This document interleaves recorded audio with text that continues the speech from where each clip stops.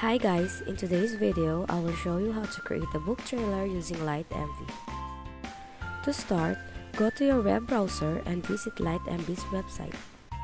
Then, select a template that you want to use on your video.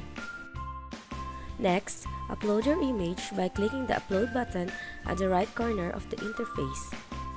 Then, drag and drop the photo on the box according to your choice. After that, you can edit the captions of your video according to your choice. Once completed, click the Produce button to create a video, then wait for it to be processed. Then click the Download button to save your video on your computer.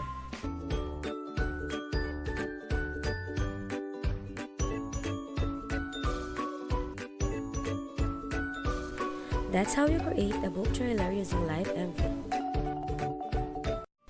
Thank you for watching.